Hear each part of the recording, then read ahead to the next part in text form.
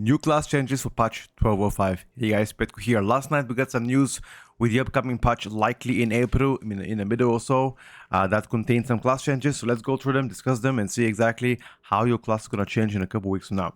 Alright, starting with Unholy DK. Now Scourging Strike will apply Virtual Plague in addition to spreading it. That's actually very nice quality of life change for DK. That's fine.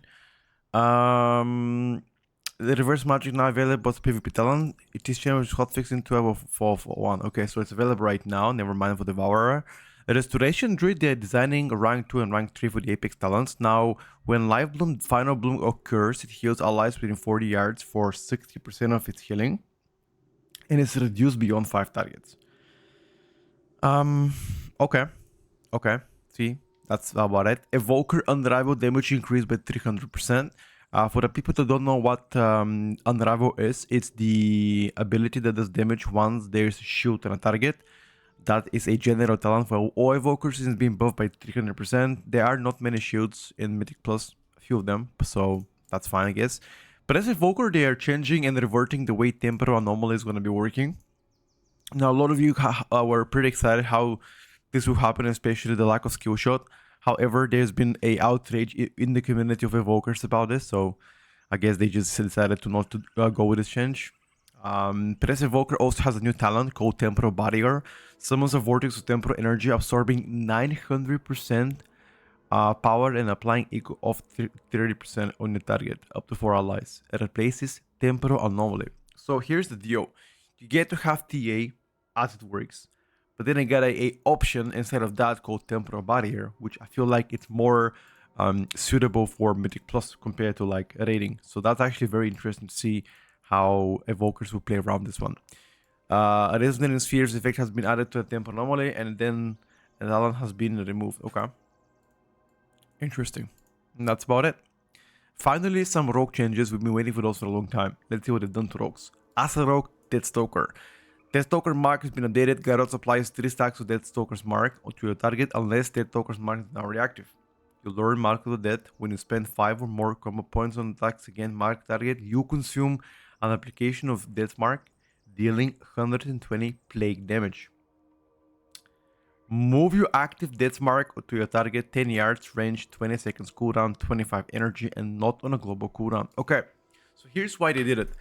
Mark is intended to be a tool to allow Deathstalker rogues to move the Deathstalker's mark to a new target in a scenario where their primary target hasn't died, such as priority at appearing. The cost is intended to be affordable but meaningful. We want the target you choose to mark for death to remain at an important investment. Okay, so they also were talking about like how important, for example, for Astarok is to make sure Death Mark remains on the target, even if, for example, the target dies, to spread to nearby enemy, because Astarok been complaining, hey, if they kill my prior target, I don't do any damage, which partially is true. So I guess that's actually a nice quality of life update for Astaroks, but I was expecting some adjustments on behalf of the numbers, because right now Astarok are not really doing that great. So. But I mean, I would say a little bit disappointed so far.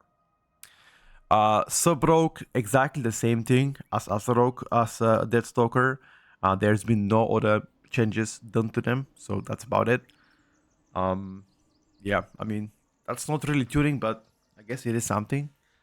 Warrior. Wrecking Throw will now be highlighted when Warrior has target a unit with active Absorb Shield.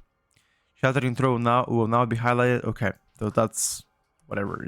It's just...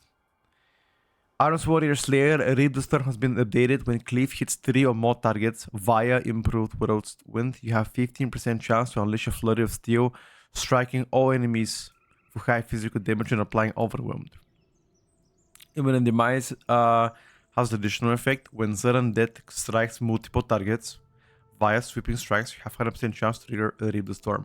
Okay, now this is very interesting. There's a grammar error here on behalf of Blizzard. That's fine. Ignore the first one. Here, this is actually pretty good. So when sudden death, which is the execute, right? When are they gonna get it? If you use it with sweeping strikes, unless I'm wrong about the execute, but I feel like sudden death was the execute one. Have 100% chance to trigger Reap the Storm. Now this might shift the priorities for warriors and might give them a bit more damage, a bit more gas in the tank, and this is exactly the same change here for Fury Warrior. Okay, So not a lot of things have changed, but there are some meaningful updates. And once again, they're going to be pushing stuff very soon for the patch, which is rumored to come around the second or third week of April. One more thing before I let you guys know. So these hotfixes were published on Monday, very late night. So these are already active inside the Mythic Plus. So Frost DK is now doing 4% more damage. This is already active. This has happened 1 day ago. I guess it happened on like before the weekly reset. Okay, so in case nobody has seen that one. Guardian Druid got nerfed again. So they nerfed the 4-piece on Guardian Druid by quite a bit. As you can see, damage-wise, they nerfed Moonfire and Red Moon by 10%. They nerfed Heart to Wild for Cat form and Moonkin form by 20%. And they also nerf Mo, Raze, and Ravage by 20%. Now, this is the second Guardian Druid nerf in terms of damage. So, yeah, I feel like they really, to the point where they were doing pretty good. Like, they were doing insane. They got nerfed by like 32%. And then they were like, you know, okay, but still a hit in single target for rate. And now after this nerf, I'm not 100% sure how much of that nerf was, but I'll tell you right now, it came to a point where people just prefer to play Warrior and Blood DK over Guardian. In rate, at least. I mean, Mythic Plus is a different animal, right? We have here also Arms Warrior, once again. This is likely the 4th buff in a row or 3rd buff in a row of Arms Warrior, because they're doing like tiny buffs here and there. So Mortal Strike got buffed by 12%, Execute got buffed by 15%, and Cleave got buffed by 10%. Now all of those are pretty good and extensive buffs, but I wouldn't say groundbreaking. I don't think those changes are gonna make Arms Warrior better than Fury right now. If you are playing Mythic Plus, already day 2 of Mythic Plus season, you are playing Fury Warrior all the time. It doesn't matter which key you're playing or how high the key is or your gear, whatever, you just swap to Fury Warrior. Okay, that's everything so far when it comes down to changes. Once again, for the people that are unaware, patch 12.05, which is exactly what the first changes were for, is not coming next week. So all of this, what you read right now, is going to come out in a few weeks from now. Likely a rumor to come around the either 14th or 21st of April, okay? Now, the race to World First will likely end around beginning of April, give or take, because right now they're already on the second to last boss, and it's been day 2. So, yeah. And once the race is over, they'll likely publish some changes to immediately target some OP classes. And as soon as they're done with that, wait a couple weeks and then push the patch. Maybe 21st of April is a bit more conservative, just given the fact that it's Easter over the first couple weeks of April. Anyway, follow for more. See you guys next time. Thank you for watching.